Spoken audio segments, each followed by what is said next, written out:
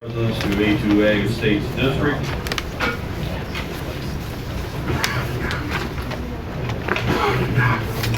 I think first we'll go through a presentation by Mr. Skimmerhorn as to the issue and the staff report and finding of fact. Good morning.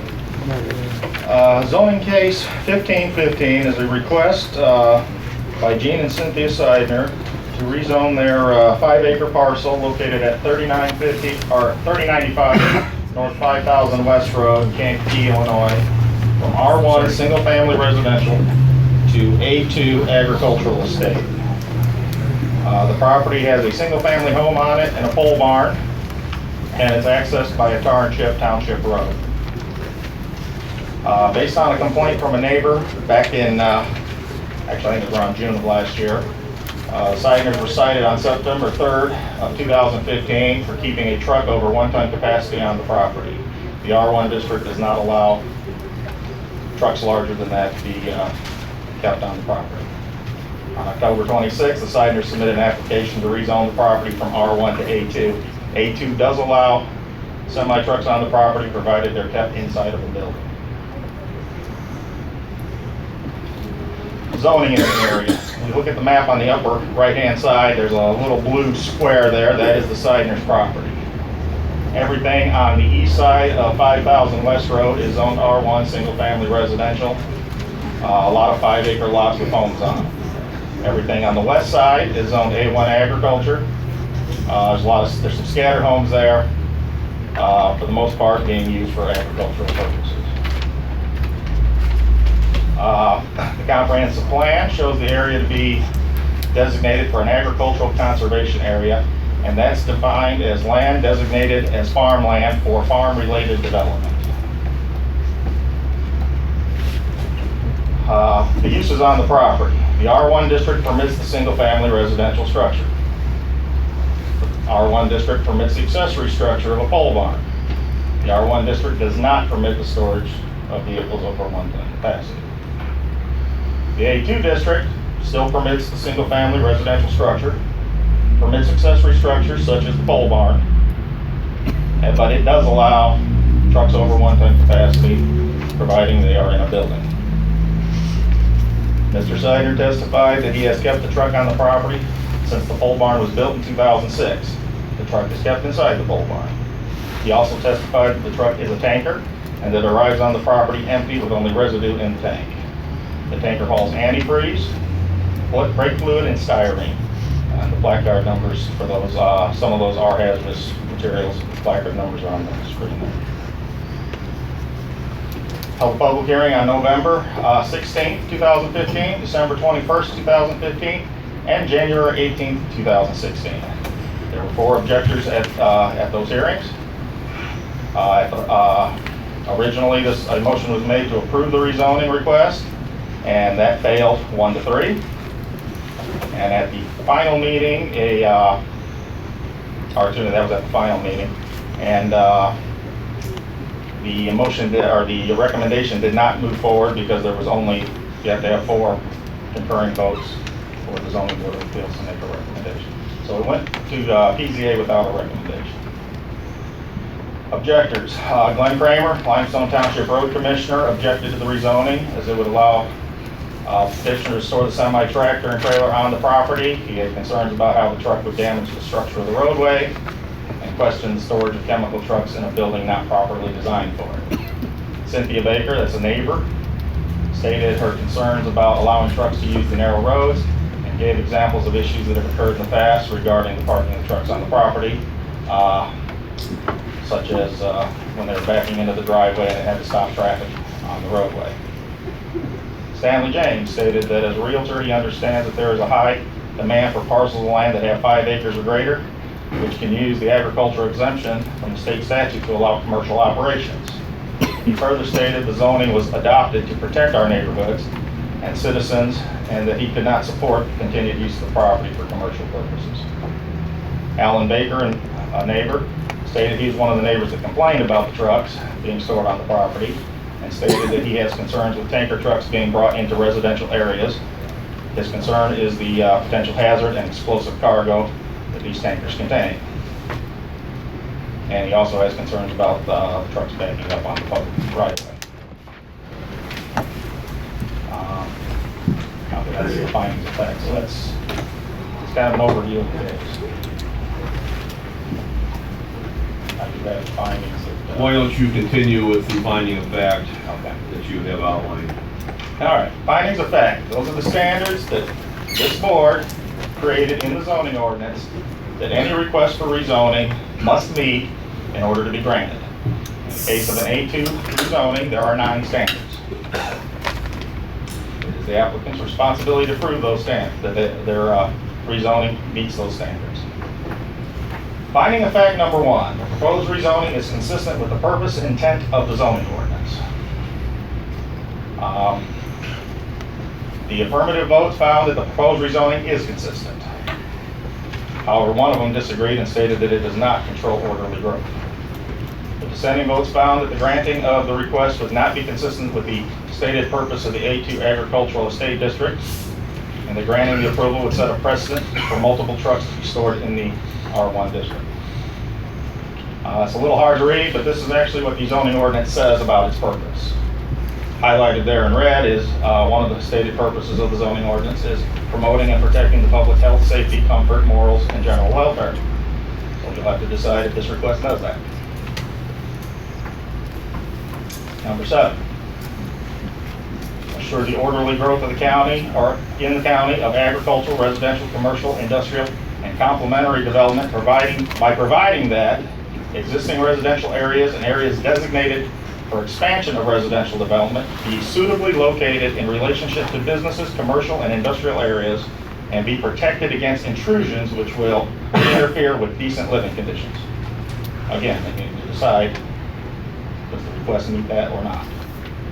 Finding of fact number 2, that the proposed rezoning is consistent with the goals, objectives, and policies of the county's comprehensive plan. The affirmative vote found that the plan shows areas involved as low-density residential and agriculture. The A2 zoning is consistent with plan.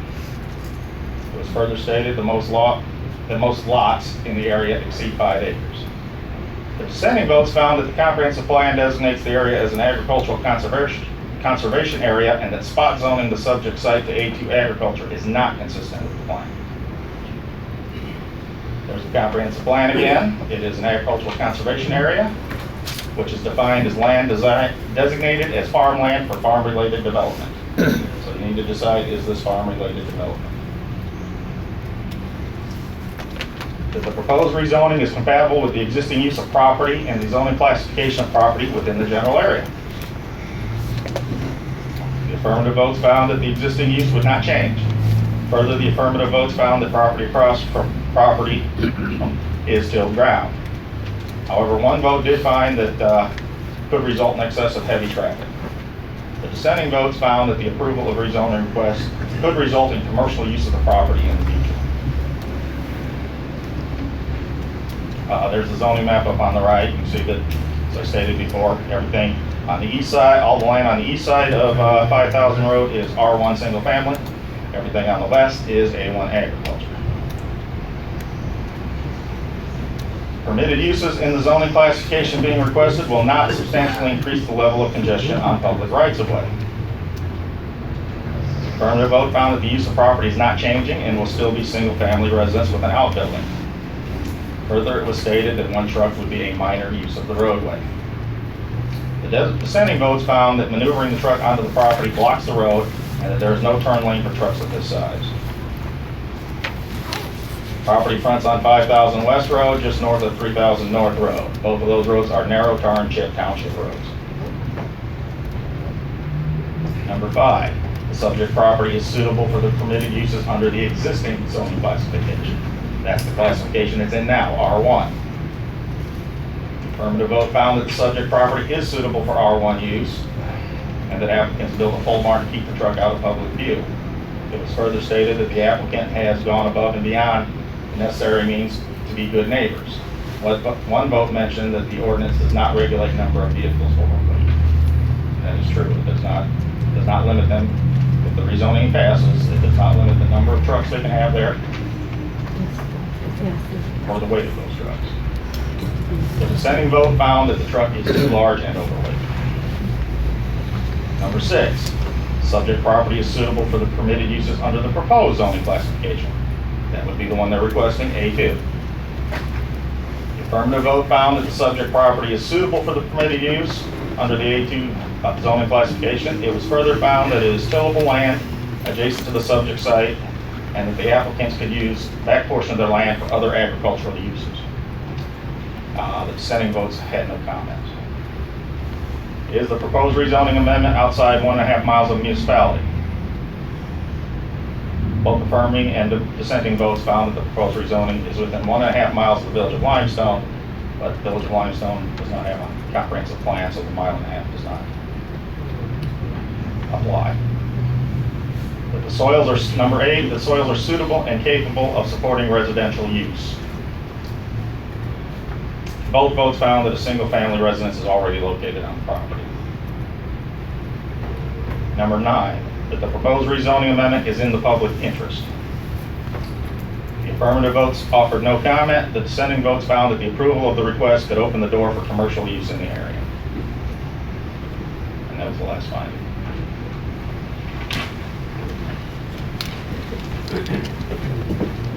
Discussion, well, let's have a motion. We have a resolution before us. I think we need to read the resolution into the record first. Clerk. Resolution of the County Board of Kankakee County, Illinois, ZBA case 15-15, rezoning from R1 single-family residential district to A2 agriculture estates district. Whereas an application pursuant to the terms of the Kankakee County zoning ordinance has been filed by Gene R. and Cynthia L. Seidner, property owners and applicants in the office of the county clerk of Kankakee County for a rezoning from R1 single-family residential district to A2 agricultural estate district on a parcel legally described herein Exhibit A, a copy of which is attached. And whereas the zoning board of appeals held a duly noticed public hearing on the application on November 16, 2015, December 21st, 2015, January 18, 2016, and from the testimony and evidence presented, findings were made as described in Exhibit B. A copy is attached, and the ZBA was unable to obtain 4 concurring votes. Therefore, the case moves forward with no recommendation from the ZBA on the request of Gene R. and Cynthia L. Seidner, property owners and applicants.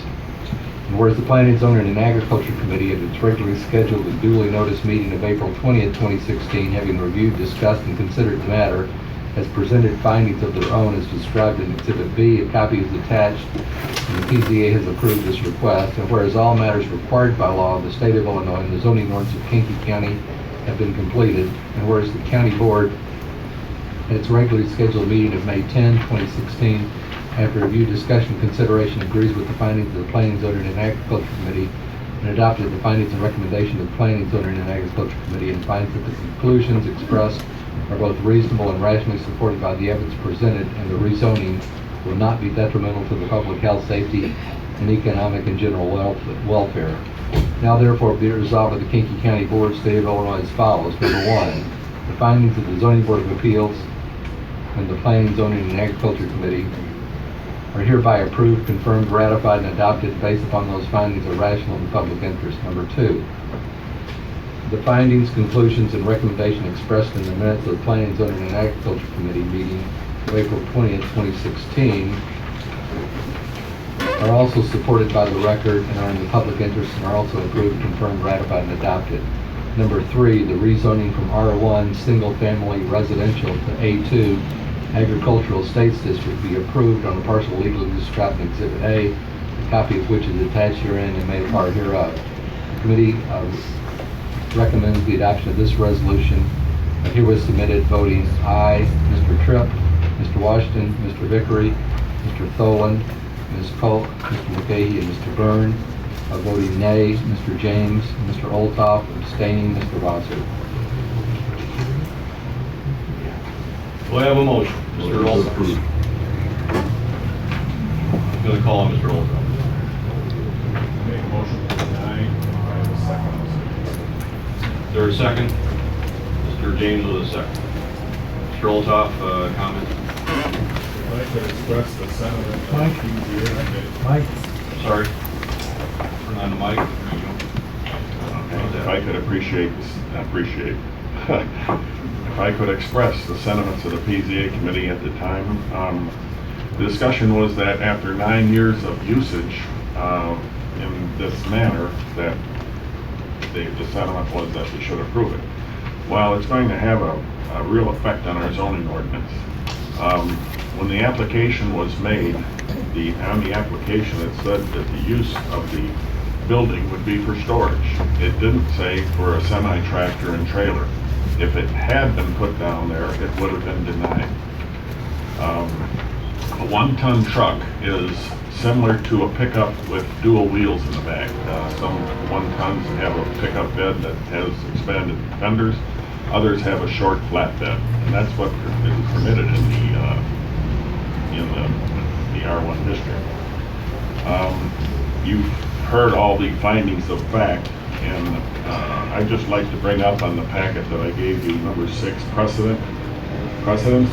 If approved, the county has no regulations on place that would limit the number of trucks on property, the contents of those trucks, whether it's hazardous or not, the weight of those trucks, or the time of day or night in which these trucks can operate. And B, further, if approved, the rezoning is permanent, which would allow future owners to use the property for trucking operations with few limitations.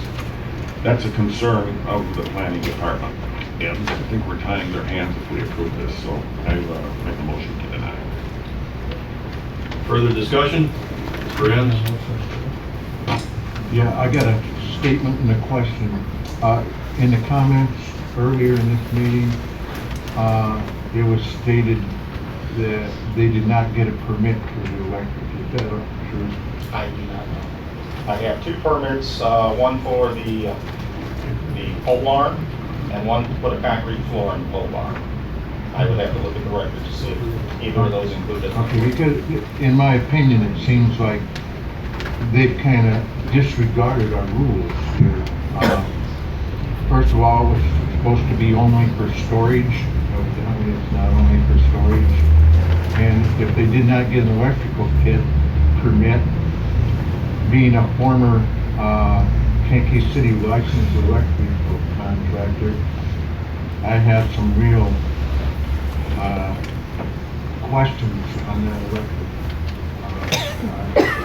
Usually when you build a building, the electric is part of the permit, so without going back through the records to see if it was part of the permit, I can't say.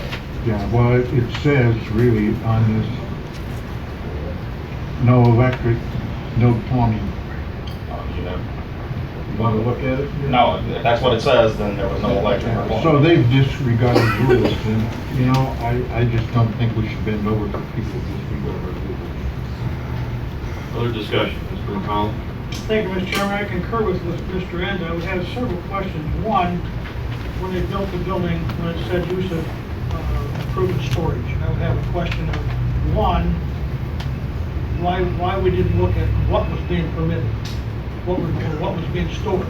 You could put pineapples in there, I guess, but you know, if it's going to be trucks or whatever, then that should have been stated at the time, and then that would have clarified quite a bit. Second thing is, Mr. Enns says electrical, and being a code enforcement officer, I would have a huge problem with that also.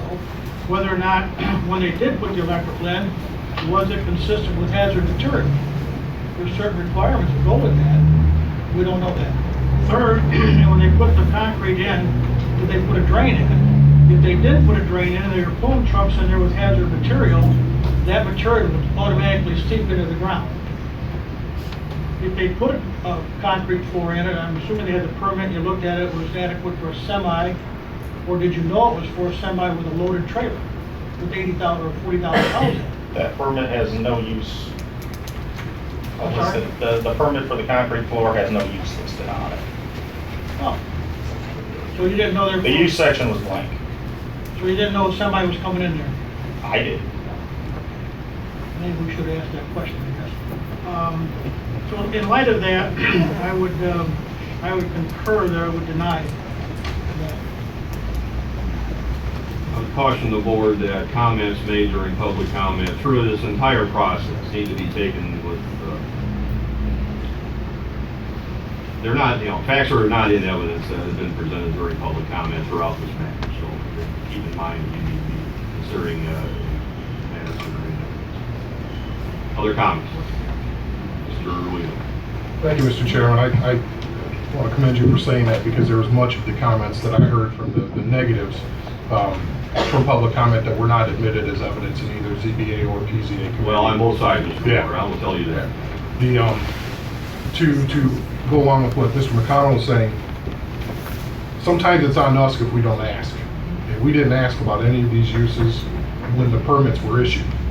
Okay, I'm not saying that immediately is a reason to approve, but we have to take responsibility for our own failings in that effort.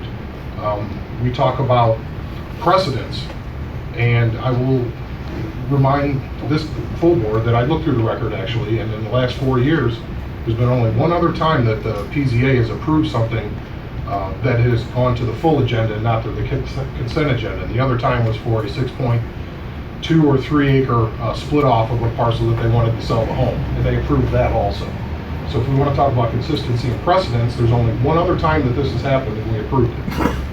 Now, as far as the electrical goes, I don't remember ever seeing that in any of the minutes through ZBA or PZA. So to me, that's one of those that's a non-issue unless somebody can show me otherwise. Now, I also would like to remind that the PZA committee, an overwhelming majority, 7-2, said they met all 9 criteria. And I've heard many, many times over the years that we need to rely on our committees to bring us the information and make those recommendations. And they overwhelmingly made that recommendation. And I'm more than willing to go along with that recommendation based on the prior urging and the prior precedent that we have set. So I would urge a denial of this motion and reinsert it as an approval. Thank you. Mr. James? Thank you, Mr. Chairman. A couple of things I'd like to point out on this issue. One, first of all, the word keeps being used that it's their truck. It is not their truck. It's a commercial truck, belongs to a commercial entity. That's one of the things you got to ponder here. The next thing is, we've got road commissioners that are concerned. I've been contacted by my road commissioner, and he wants to know why this case got this far. Because he doesn't tolerate the problems that it's going to create, and he doesn't want to have to tolerate the problems this may create, because if we want to establish a precedent, this is going to spread out throughout the county. Now the thing of it is, we studied this several times. I've been on the board 16 years, I've been through a couple of these things, and I'm telling you, there's a reason this is in place, and this is the reason. So we don't get emotionally involved with some people in their situation, that we support the rules we put in place to protect the people around them as well as throughout the county. And I'm telling you, there's more than one road commissioner that's observing what we're going to do here today, guys. So I'd suggest you take a long, hard look at this and support what we put in place, because there was a reason for it. And we darn well better show that we've got justified reason to support it, which has been proven in this here. So that's my thing. I'm going to support not approving this at all. I think we're just buying ourselves future problems. Mr. Snipes? Thank you, Mr. Chairman. Let me establish a couple of facts here. Who's the township supervisor out there? Me. You are. And you also attended these meetings for the most part? For the most part. Okay. The PZA conducted there was hearings conducted. It was sent to the PZA, whereas they made this final recommendation. So that means that the hearings and things took place, and that based upon all the arguments, the PZA, according to what I heard here, approved it. Is that correct? Yes. Okay. Ask me one question. How many people are in the township of Limestone, roughly? Population? Yes. 5,000. 5,000 people minus 4 people. So you telling me that 4,996 people did not object, apparently, because it was only 4 people that in fact complained from what we have here. Was there anything that said the objectors and they kind of named 4? Is that true? If you want to characterize it that way. Okay, so, they, if I'm not mistaken, the PZA took our ordinance and he just explained to us that through each one, he showed us the sitting and the sitting, and he also shows what the ordinance was, and they were not in fact in violation of this particular ordinance. I don't see where we would take the position to go against not only PZA, but the ordinance that we basically have, based on what I understand is that they've been out there for 9 years, but the objectors are saying that something may happen. If it hasn't happened in 9 years that they've had it, the may is discretion. We can't hold them accountable for the future if it has not happened, of someone just saying it may occur. So I'm going to stand by the PZA in their recommendation to vote for and not against it, based upon the information that has been presented here and based upon the time consumption of the PZA commission and those that were up under it. And when they arrived at this decision, and when we compared it to our county ordinance, there's really no violation. So I will stand behind the ordinance and the PZA. Mr. Reinfeldt? I have a question for Mr. Skimmerhorn. Dell, am I to understand that if the zoning is changed, whoever owns this parcel in the future, be it the Seidners or some other entity that buys it, could park as many semi-tractors, loaded or unloaded, as they could possibly get on the 5 acres? If I can answer that, Mr. Reinfeldt. Yes, that would be fine. Whatever is allowed under the zoning change is what it's going to be. It can't, Is it, okay? yes, more than one truck would be allowed. Beyond that, Whatever. it would depend on the manner in which the property is used. It would depend on the nature of the commercial business that's created there, if there is a commercial business created there. There's all sorts of could be, would be's. When looking at a zoning change, you look at what is and is not allowed under the current zoning and what will and will not be allowed under the future zoning. And it is truly that simple. To suggest that, I mean, no offense, the Seidners may sell this property the day after. I don't think they will, but sure. Hypothetically, they could sell it the day after this is approved or not approved.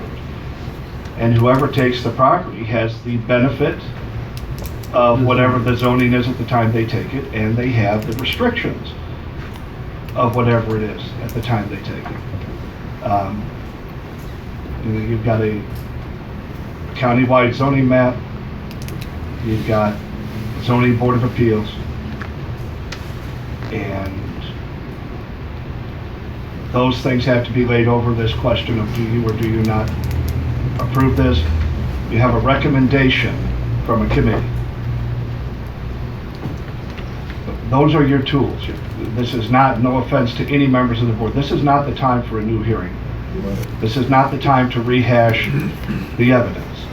This is the time to make a determination, not as to whether you agree or disagree with the recommendation of the Planning and Zoning Committee, but whether you, how it is you are going to vote as a result of the determinations made or not made by the Zoning Board of Appeals. The committee has moved it to you. You now have to make a decision. Same place you were 30 days ago, 60 days ago, I can't remember when it was last before you.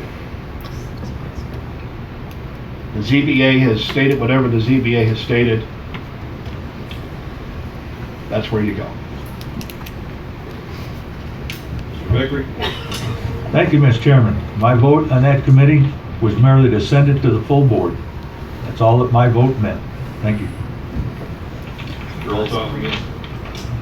The comment was made, that this wasn't in violation. It is in violation, and that's why this has come up to change the zoning ordinance of that parcel. So it is in violation. And this will set a precedent once again before we go in the future.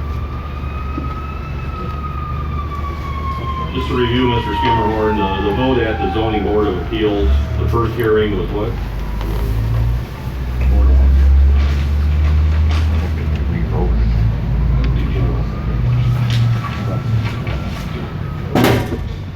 Vote at the first hearing was November 16th.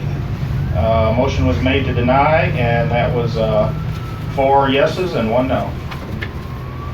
The vote at the second ZBA The second hearing. ZBA hearing was to approve, and that was 1 yes, 3 no's. Mr. McConnell? To follow up on a comment that was made about something happening in the future, I guess that's why we have floodplain plans also. Look, whatever that plan is. Apparently sure. Yeah, I can't say what, so I'm fine. Sorry, I'm just taking a minute until the siren passed. Mr. Stauffenberg? Thank you, Chairman. As most of you know, I've been here quite a while, and I don't always go by the book. And, you know, if we were just gonna go by what the statute says, we wouldn't even be discussing it here. Sometimes it takes a little common sense to figure out which direction we need to go. And it seems like we've made some errors here in asking some questions that weren't asked. We let it go for 9 years without doing anything about it, and then somebody turned in a complaint. Obviously, we gotta take the neighbors' consideration into account, but we also gotta take some common sense. We've let these people sit there for 9 years with their truck and their shed, and you know, I just have trouble sometimes just going strictly by the book, and just my comment. Any other? Mr. Lejeune? Under the analysis of the 9 standards, it says that all 9 must be met in the affirmative prior to recommending granting of the petition. And all 9 were met in the affirmative, weren't they? There would be an argument that several of the criteria were not met, but the board, the county board committee, in voting, ignored evidence and voted. You can't say that. The committee voted opposite of what the zoning board of appeals voted. And as well as facts that were laid out in the finding of fact presentation. My opinion. I'm like Mr. Stauffenberg, you know, you let something go on for 9 years and then you change the rule. Well, then what is the cutoff? How many years can you get away with Well, I something mean, before you? apparently, when they were issued the building permits, it was okay. Is that correct? No.